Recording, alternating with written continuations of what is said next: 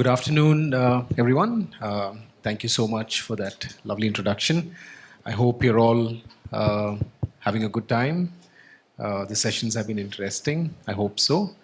I know this is the first session after lunch, so we would try to keep it interesting, short, and precise as much as possible. And I think today's conversation is very interesting. Everybody's talking about AI and its advancements. And I have Deepika and Shreya here with me, who have certain expertise when it comes to building systems and programs and initiatives when it comes to AI.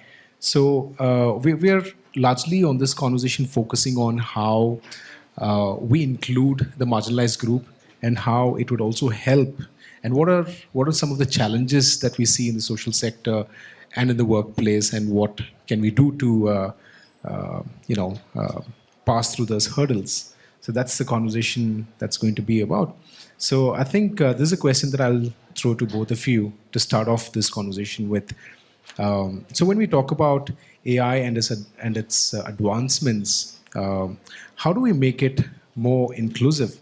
And how do we make sure that biases don't grow along with it? So what are your thoughts? We'll probably start with that and sort of deep dive into some of the challenges and solutions after, yeah. Yeah. So thanks, Roy, for taking these questions. AI, as we know, is becoming integral part of our life slowly and slowly. And if we say how many people are disabled in this world, right? If we say significant disability, it is just 16% number. But if we say insignificant disability, like having a spec, I can't read without a spec, it's also a disability. And how AI is helping me in this space, right? I can increase font, I can zoom in, zoom out, and this is what technology is bringing to be more inclusive, right? So this is just one. And when we are talking about marginalized community, how AI is helping, if you say staff, right, working at homes, working in factories, can now communicate if they can't read, write with the voice messages. There is a voice to text, text to voice. These are the features which are making AI, I will say, more inclusive and ease of use, which many of you, like Wadhwani, is creating AIs for the larger group. And when these applications are easy to use, easy to adapt, then that's when we include marginalized group, I will say. Now, WhatsApp is so easily usable with its features so that everybody is communicating it and is helping their business to grow and expand. With that to you, I will say. Sure. Good afternoon to everyone. And yeah, it's interesting how AI is the buzzword since last couple of years in our everyday lives. It was not so, but it was not the fact that it was not being developed or not being used. A lot of your applications were still having AI as part of it. Definitely what AI has now been able to achieve is incorporating a group of population which probably was excluded in terms of their own considerations, their own requirements were not factored in because technology was difficult and costly to develop also. For example, now if you want to include how a urban company, executive who probably comes to your home and is not able to communicate in your own language. There are tools and capabilities through which he or she can also, communicate more easily with everybody in general. They can be trained more easily on concepts and job-ready, skills more easily than it was possible earlier. The capabilities of AIs were already there. It's the thought process which has changed in terms of how you can develop capabilities which can address various different groups. For example, some of the work that we have been doing extensively is empowering and capacity building of frontline health workers, ASHA workers, some of the most massive schemes in healthcare out there are being executed only because of the skills and abilities of ASHA workers.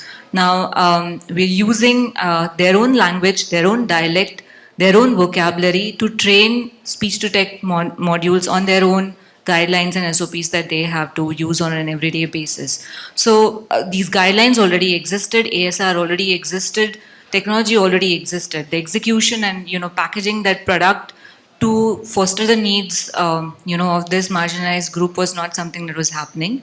One more thing that AI has absolutely done, in the last few years is accelerating the pace of development. So now anybody can develop these bots. Anybody can transcribe, translate very easily into multiple languages. With minimal skills, you can build capabilities through open source models.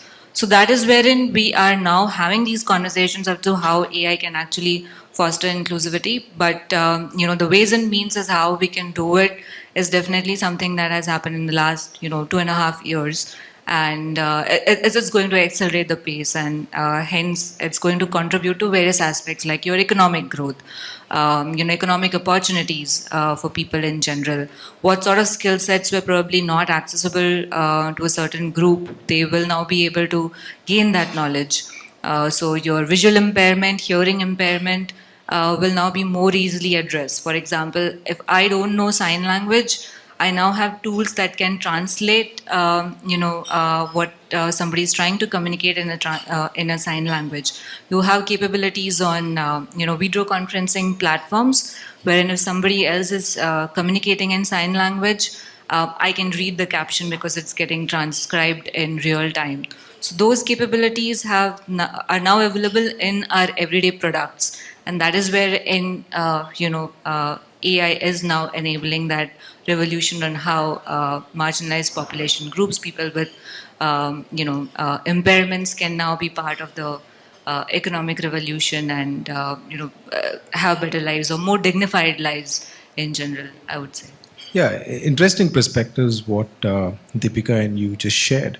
But while all of these advancements have happened, I'm sure you both agree that it's also important to include the community with designing of AI products, services, whatever that could be. So, can we just touch upon what role can marginalized communities play when it comes to the development or advancements of AIs while addressing their specific needs? Maybe we'll probably start with you. Sure. So now, for each of these capabilities, something that just mentioned about, you need to train your models on how a person in a village in, say, UP or Karnataka would utter a specific word or a vocabulary. Unless and until you identify that there is this gap and hence you need to train, you won't be able to build models or solutions that would work on the ground. There are a lot of organizations at Wadhwani AI. Yes, we try to bring in that perspective that somebody in some village, they don't use certain vocabulary, so our solution is not going to work. We need to train the model from that perspective. But there are many organizations like Karya, for example. They have developed a very interesting business model as well. So now people are being paid, or economic contribution is being given to them to contribute their voice samples, to annotate data. So there's this whole new economic activity or livelihood opportunity that has been now generated. And in a sense, they are part of building these solutions. They're part of building those open source libraries, which can then be used by anybody else in the ecosystem. And they are getting paid to do that as data annotators, as data collectors.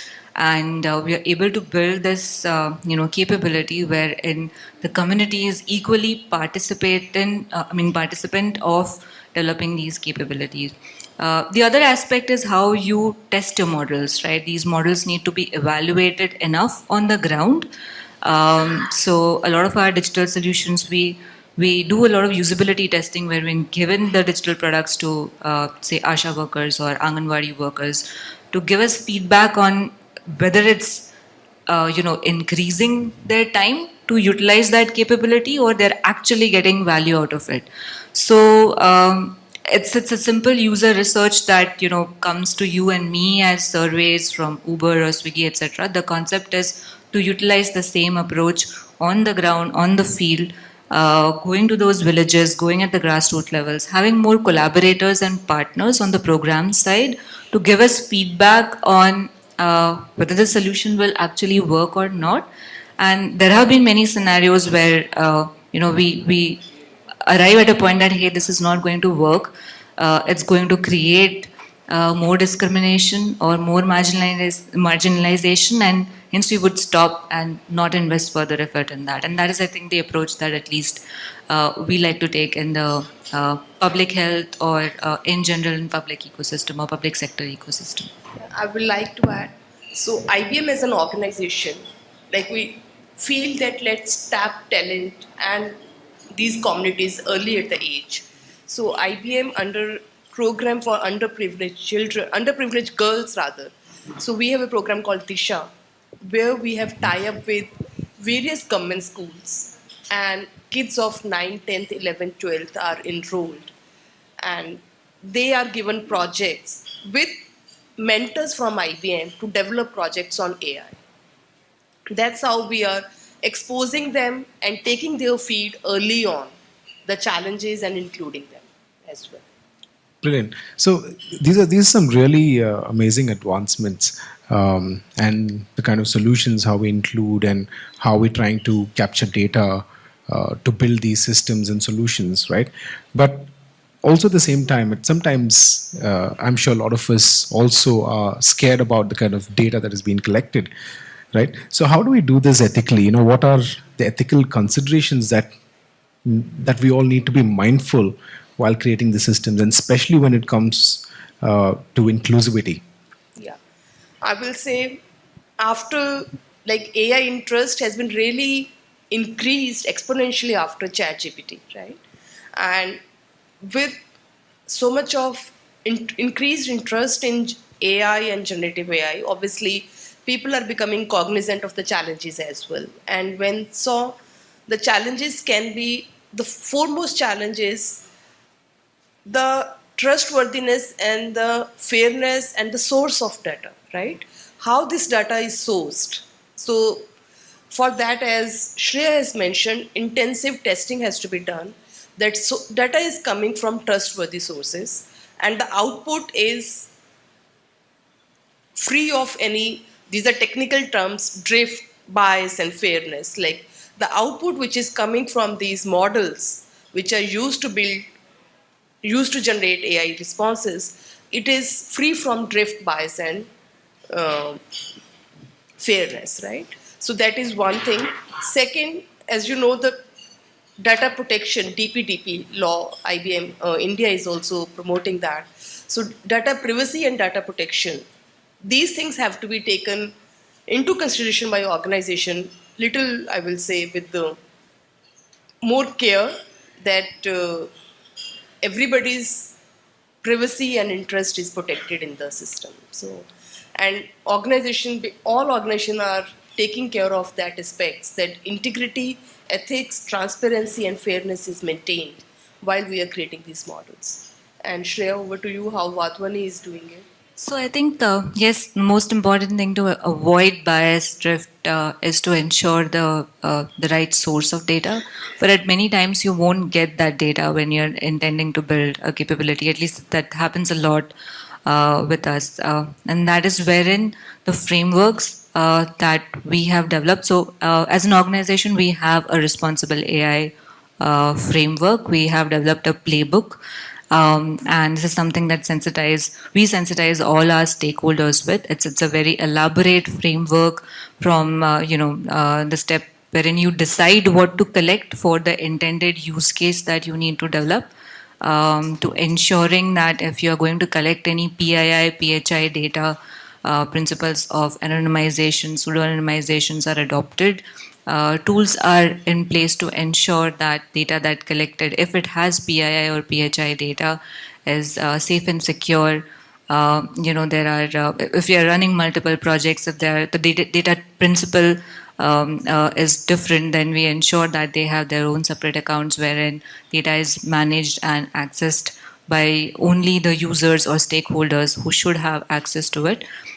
Beyond that, of course, I think ensuring that when we are building the models on whatever available data is there, it is it is comprehensive enough, but it also factors in these aspects that there is no bias, and is going to build a model that is going to be fair enough to deploy in real world settings, and ethical considerations around that, which is very important. So those are the ways in which we tackle this, and I think our playbook has been very helpful in sensitizing all our stakeholders on that. Yeah, and there are tools in the market which can test a model against all these parameters. Brilliant. So, also talking about AI and inclusion, right?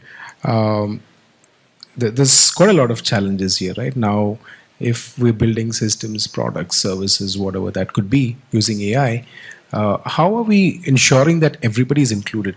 For example, persons with disabilities or the LGBTQI communities and beyond, right? The entire dimensions of diversity.